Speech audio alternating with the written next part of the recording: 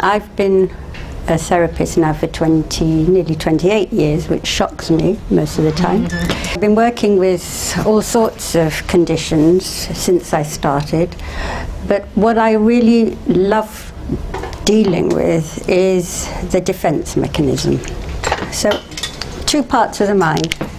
Conscious mind, I'm really good at this, the children love it because they can relate to me, and the subconscious mind. And this is the area that I work with. The definition of hypnosis is altering our conscious mind, or all paying great attention to me, thank you, to the outside there. They're distracted, the bored, the staring out the window. And in that state, in that change, that allows access to this area. So this is the defense mechanism. And you all know all about this, so flight and fight. And they're the three elements: the flight, the fight, and the staring at the bunny in the headlights. That's what children will be. You're staring out the window and they're in an altered state. When we're doing anything repetitive, we're in an altered state. And that's usually when a child or an adult has stopped engaging. So when they're in this place, they're not going to reason. None of us are. Right? We're not listening because we're here. We're in the bubble. All that conscious information of how good we are at stuff, of what happened an hour ago when our mother praised us, that's gone out the window. I'm going to be very literal here. We're in hell. Right? We're in a black place. There are many ways of describing this, that nothing good is happening. We just feel overwhelmed. And my work is to help parents, because I see a parent and then I see the child, so I can see how they actually engage with each other. So I use words that musicians, dancers would use. There's a vibration. So if we're dancing, I have to pick up the music and I have to pick up what my partner's doing. Okay, so all you musicians will know all this, and dancers too. Very strange to think that you'd have to do that with a child, but you do that from the time your child is delivered, if you have delivered children, because you're picking up when they are hungry, when they need changing, what their cues are. And it's all very emotional. There's very little conscious work there at that point, apart from mothers, fathers planning things. The emotional relationship then starts to develop. And most of the children I work with, and I think you may agree with this, the children live in this place most of the time. They're reacting. They are in a state of hyper-reactivity. So they're ramped up to what I'd call 20, rather than where we could actually communicate at about 3 or 4, where the child is listening, able to take on instructions, able to remember patterns that we have taught them through repetition. So when I'm working with a child, it makes perfect sense to them, because they're all experts at this, aren't they? Right, so there we go. You want to see a picture of my husband? Let's do it. Right, so they get it, because this is the brain. Right. So if I didn't know about the brain, and if I didn't know about an iPad, I've learned so much with the children, because if I shout at this, or if I ask this to do something, it's not going to do anything. I actually have to engage with this and do something. And before apps were invented, we had files, and then we got really clever with this. So your children are recording instruments. They aren't decision makers, and they are learning all the time. They're learning through what we tell them, but more importantly for children, they are learning through what they see, our behaviour, our reactions, because they are recording all of that. And I don't know about you, but with nieces and nephews, they say exactly what we've said when we're overreacting in the perfect time sequence. Okay, so my 3-year-old niece, when she was 3, she's 30 now, she could swear perfectly in the right context, right? Because they are copying, and sometimes they copy us too well. So and then we don't like it because it comes back at us. So I'm just pausing this bit. The subconscious mind here, the defense state, so there's a conscious mind, and then the subconscious mind runs the autonomic nervous system. And in the context of this, it means that we're reacting. So when we slip out of our conscious, listening as you are, paying attention, we then go into a state where there are conditioned responses. So all the files, like my apps, are stored in the subconscious. I'm probably making this not so clear because this is where the defense state is, but that is the subconscious. I'll put that there. So the two things. Right. So we've all got files. So the files are just like an album, so things that happen. By the way, this doesn't know if it's yesterday or today, just like my iPad doesn't. I can read it. So perhaps I had a bad experience yesterday, and I'm coming to give a talk, and the last talk I gave, something happened and I wasn't very happy. I'm going to be bringing that information automatically in my expectation to what I'm going to be finding here. But very luckily I had a great experience sitting in the audience last time, so I was really looking forward to coming here. Right? So that's what my filing system tells me. With children, because they are maturing and they are developing and they are learning, they're at that front end of getting an awful lot of information and learning how to handle themselves in that particular environment. And so for them, it's good or bad. They're really good at this or they're really bad at this because they polarize. There's no sort of grey ground because emotions are up or down. They really want to be good at something, and then this gets in the way. They can't control or manage because they are learning. Right? And they look around. This is the information I've got over the years for the children I work with, and everyone seems to find this so easy. You know, they can pay attention, no one's being picked on, and they feel picked on. This is word for word what I've heard from some of my clients. Once we feel picked on, our flight and fight mechanism fires up, and we go into a defense state. So we can't engage in the same way. We're processing. The thoughts are going round and round in our head. How did that happen? Why did he say that? How could he have done that? You know, why am I getting into trouble? And that feeling rises, it increases, ramps up. And then someone innocently says, "You're not paying attention." Bang, there's a reaction, okay?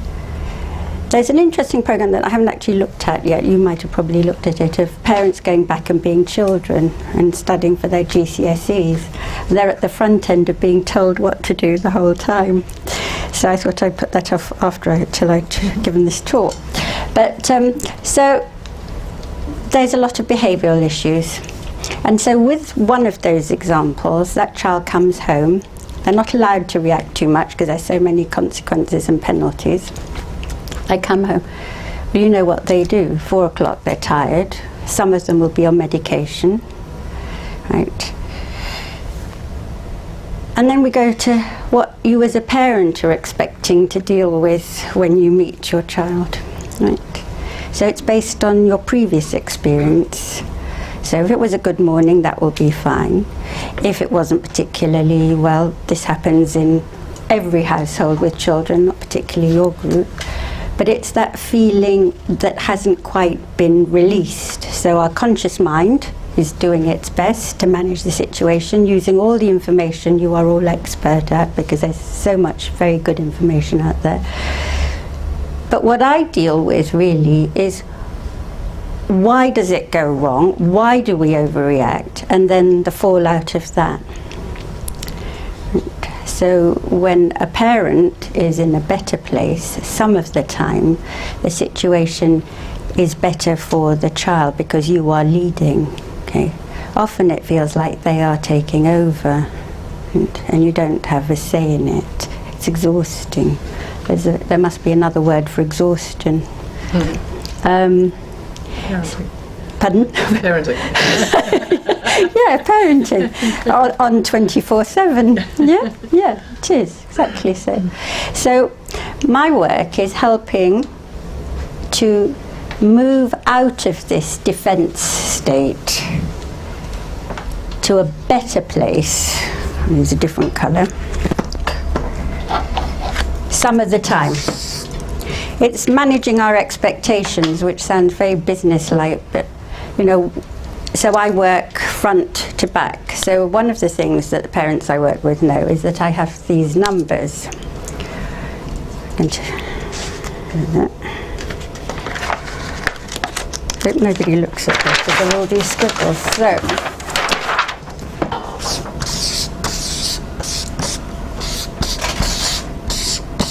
right, the children all get this immediately. So, this came from looking at a cookery book years ago, and I found, and you'll probably know this yourself from your own experiences, that whoever the child is, they get the whole process of baking because there are ingredients, there's a shopping list. They're usually pictures that show at the number 8, there's the cake, that's what it looks like, so we can work back. So if we follow all these instructions, we'll end up with a cake from their point of view. So then I started using this instead of getting the cookery book out the whole time, of being able to say, okay, so we're starting here. But managing our expectation here is actually saying, right, that's where we'd like to go. That's like putting the instructions into your sat-nav and then pressing start. So you have a visual, because we're stimulating the highly tuned part of the brain, their brain, our brain, to say, right, this is where I want to go. Now here, if we follow these instructions, we will get here. Also in emotional work, where someone is starting off really well, they get stuck here and they don't know how to get here. So they keep going round and round number 2. And then they start losing hope because they don't think they're going to get to number 8. Then as the adult, we don't think they're going to get to number 8. Right? And we can be parents, teachers. So then our energy starts, so here we go, we're back in the defense state. So the adult now is back in the defense state, and I work with an awful lot of teachers. So here we are, right, in the defense state. My voice isn't very soft. It's very tight. It's very sharp. It's very clipped. Right. My husband doesn't like it, and he doesn't respond really very well when my voice gets hard and clipped and sharp because the embroidery is gone. Right. So he gets into his defense state. Now I don't like the sound I'm hearing because I'm in a hypersensitive state because I'm in my defense mode. Right. It's magnifying everything. So where he's saying something quite reasonable, I'm feeling it's completely unreasonable and I don't like the way you're talking at me. Right, now my ego turns up. I'm going to resist this. However sensible it is, I'm going to do exactly the opposite. And now he's going to tell me what I'm doing wrong. So we're going to heaven this way, aren't we? We're all going to a good place. Okay. So the aim of the game is really being able to dial it down here. Because with any of us, and I feel much more comfortable talking about me and my husband, when we deal with this, with anything up here, we're not going to do very well. When we deal with something here, we have a hope that we can level it off and move nicely on to the next stage and build up, we'll go back to the children, their confidence. Look, you've done this. We'll get here, but let's just practice this a little bit. Right. Other thing is, are you allowed to lose your temper and get frustrated? No, that really is a question. But I do. Yeah. I think we can if we apologise afterwards. Okay, but that's lovely. That's a lovely. That's absolutely right because children will accept it. But in ourselves, I don't like it when I lose my temper. I don't feel good. I'm back in my defence state, and however much we know, and this is the area I work in, You know, we say lovely things like, we love you, but it's your behaviour that's bothering us, right? Or is affecting your sister or brother. But we love you, okay? But when I'm in my defence state, I don't love anyone. I can't, okay? I'm not supposed to, because I'm in fight. There's no good being compassionate. I'm in flight, so everything is moving out, want to run. Or very rarely would I be in the stunned bunny mode unless I feel completely overwhelmed, which yes, perhaps we would. So how do we deal with just gently keeping that child there, or not going to hear, which is the good part? But while we're here and this isn't working, number 8 can also be, we're never going to get there. And I have my word that makes most of the children I work with giggle, and they say I've made the word up, and you know I haven't. It's called catastrophizing, right? We're going to hell. This is never going to happen. Never going to get to 11, never mind 8. Right? No one's going to want them. No school's going to take them. That's catastrophizing. And you see this small person taking over. So our work, parents, is to contain this, to come out of the defence state as soon as possible, out. Now, there's a wonderful habit that we have in our conditioned responses from our own upbringing, because remember, we've got a whole set of those from our childhood, that aren't really updated. There is no facility in our system, because our brain was designed quite a long time ago, and 90% of the time it's fantastic that we've learnt our stuff early on through behaviour, through practice, through schooling, and then it's there, perfect, all there in the subconscious, in that filing system, all ready to be used. So the smell of bread that you smelt when you were 5 or 7 on that family holiday will just hit you. Right? Sound of an old record, music will stimulate thoughts of a long time ago. Right? Happens automatically, that shift. Moves out of here into conscious mind, and that's how we recollect, remember. Right? This doesn't have a time frame. So something that happened 10 years ago, when it comes up to the conscious mind, it's our conscious mind that says, oh, that was a long time ago. But can we just imagine for a moment how difficult it is when we've just had a row with someone, or a disagreement, or resistance, and we don't have any time for this to settle. The information there doesn't settle, so it all sort of merges into one. Right? The child feels that there are no files that are set up. Well, that was yesterday, but today it's a bit better. All the negatives, what they perceive as negatives, all pile into one big, I call it a bin. And then that starts to get overwhelming.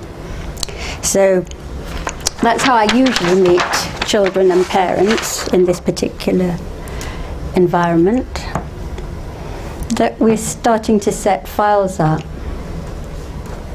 So the reaction dials down, and then the parent can help them access this and say, yeah, but we don't need to go there, because there's a process, they follow it. They know that they don't have to go there, but they can visually see it, just like we can when we put the sat-nav instructions and you see the route.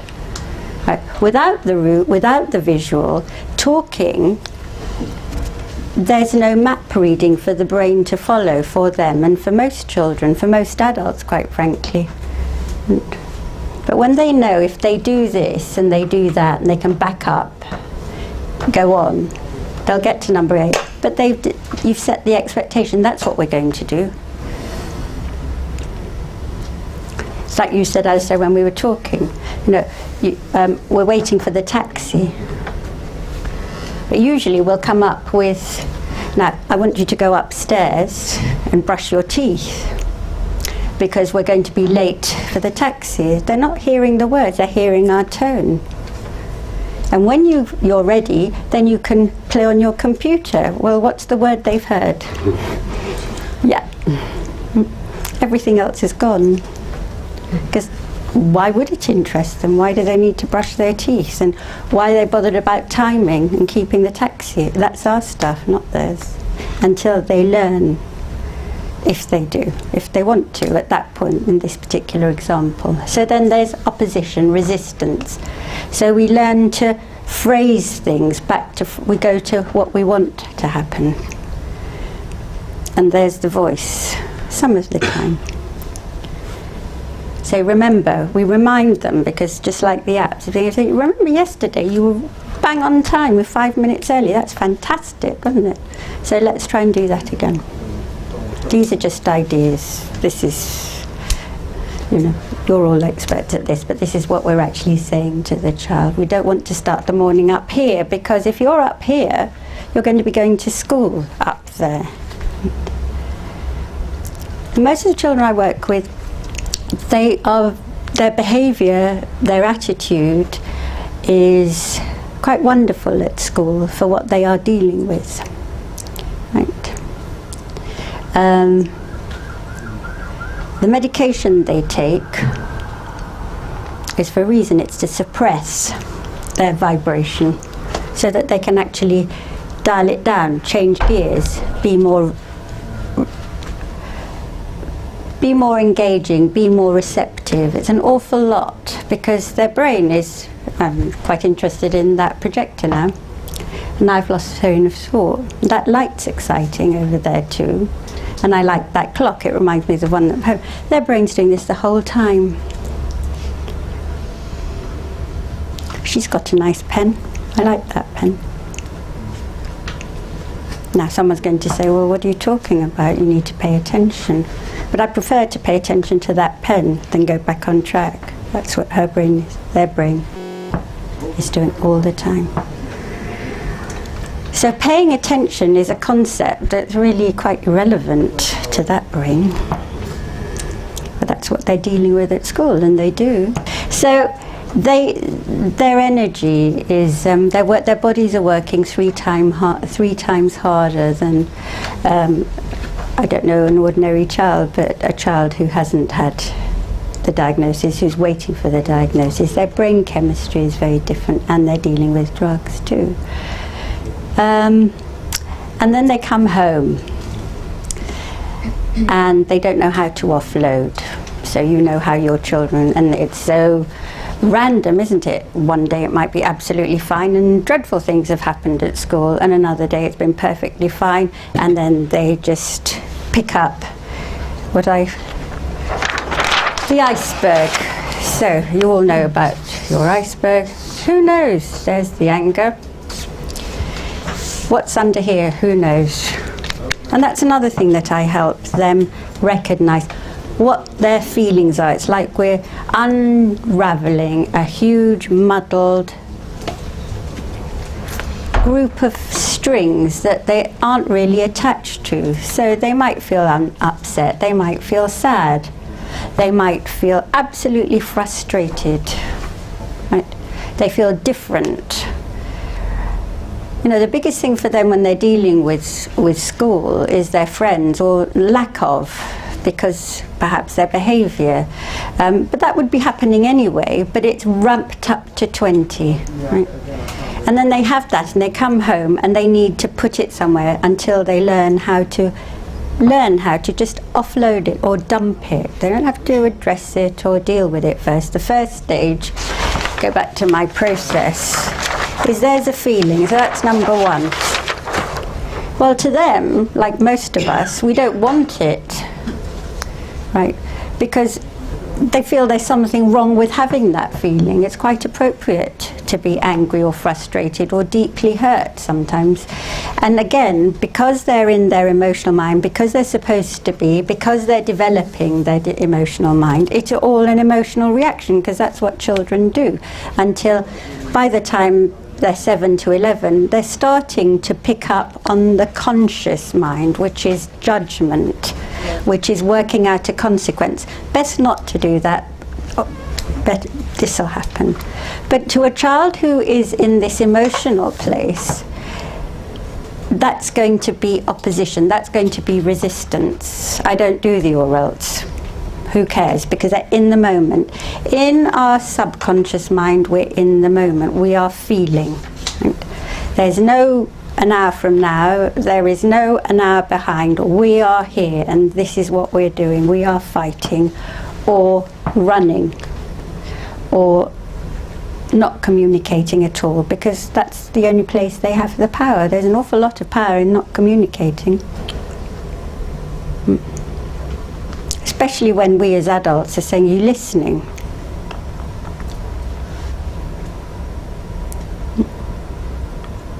Why do I want to listen? I don't like your tone, and your face isn't smiley anymore. And I don't like being treated like this. So internally, I'm outraged that I find myself in this position. So what is my power? I'm going to do exactly the opposite of what you are telling me to do. You're not asking me nicely because I've been told that's the right way of doing something. Well, you're not. So it's very, very, that's the draining part, isn't it? Right. And minimising. That's what I help parents do, to deal with they've got a better capacity then to actually handle a really complicated situation, while you're helping your child develop their strengths, because they have enormous strengths. I always say when they start, because I see their brain as a Ferrari. Okay, well, I couldn't get into one and drive it, right? And learning how to parent, learning how to engage with these amazing brains is a feat. And all of you, every single one of you, you have one thing in common that isn't shared with the other people, other parents, is that you would never have thought before you got onto this trip, this journey as we call it nowadays, how much patience you did have, how much perseverance where you get up and do it again when you really don't want to. And there's so much information for groups like yourself on how to manage the child. I've been on Pinterest for other things like stained glass, but I found this one, this is written by a young lady who's about 15. She said the things that you don't do, which is very useful for me because we put that into our work with children, is assigning blame, but then we have that from our old programming, from our childhood. Someone's right or wrong, it's your fault or someone else's fault. She said exerting control really doesn't work because I'm going to resist it. I'm going to fight because that's all I can do, because I don't have a map. She didn't say that, I'm saying that. Arguing, well, they become great at arguing. Okay. But arguing just revs up their defense system, ramps up the amount of adrenaline and cortisol that they have. So they are going into fight. That's where we're taking them. And taking yourselves, obviously. And giving up. That exhaustion that a parent is tired. They're allowed to be tired. They're allowed to be bored. And so, coming up with solutions. And again, I go back to dancing. It's the timing of all of this. That when a child or when we are in a revved up state, we usually want a solution. But that's not the best time to make a decision, because we're not in decision-making mind. We're in emotional mind. Usually we want to get out of the situation, so we're not in our thinking space. Neither can we actually pay attention to the other person, because they've become the opposition.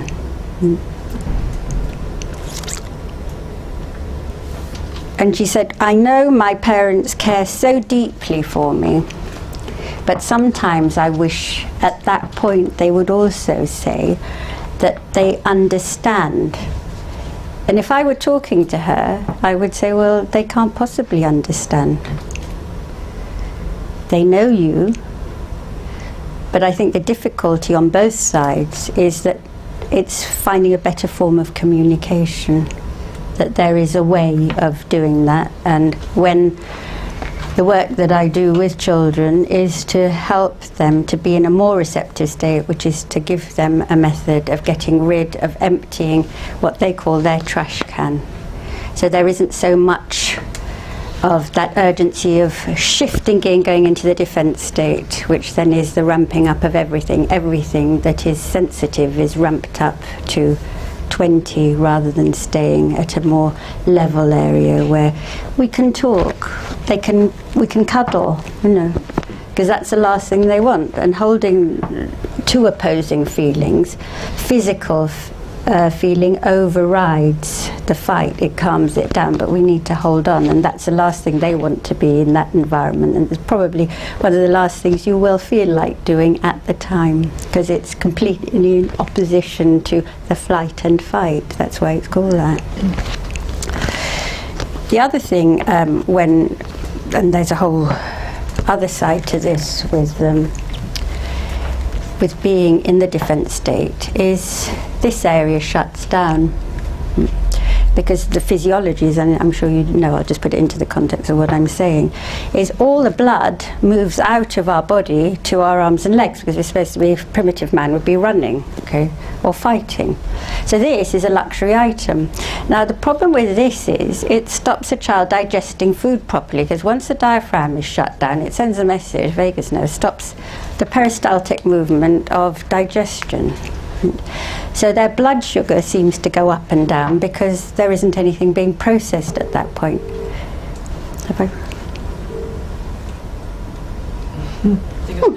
Oh, lovely. Okay. So that's another thing, and that again ramps up their mood. So we might, as adults, and I've said it myself in my room, when I give a child a biscuit or something, I can see they're quite edgy, and I can't eat anything.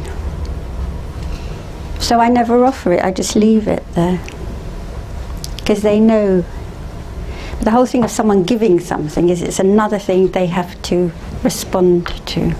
They'll eat it, and after about, it's very quick actually how quickly carbs can be digested and just change the mood, and there are obviously lots of other things that you can give. It helps them then shift gear so that they're more able to engage, but we need to give them a little bit of time. We need them to catch their breath. I think one of the areas that is, I'm not going to say comparative, but I trained as a doula, so the ladies here who have given birth will know that feeling where people are giving you an awful lot of information and you just want them to get away from you. Anyone know that feeling? And they're like, okay, all this stuff coming, people in our face, and can we bring some people in to see all this going on? They're so in tune with their environment, so sensitive, because their protective force is taking over in preparation for the baby that they're delivering. And that's probably one of the only times that we as adults would know that. I can't think of an example for the gentleman here, but I'll put my mind to it. But that's a woman in defense zone, and very few other areas apart from being upset, being in trauma, would be as much as comparative to get that feeling that a child has once they are cornered. Right.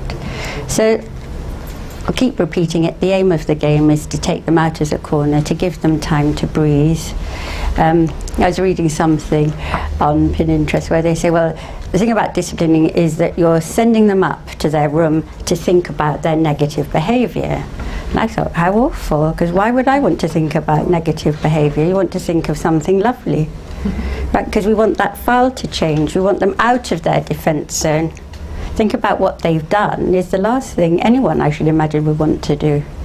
Right? But going away from the environment cools it down a bit, cools the responses down. You have a better chance of responding in a better way to get a better outcome. Not a perfect outcome, far from it, but a better outcome. So that you are building up your confidence in your management of a situation that probably none of you want to be in. No one had the choice in this matter. And they then have some space to know that it's a bit more neutral. And children can engage with a bit more of the neutral than up here. They will, and they do.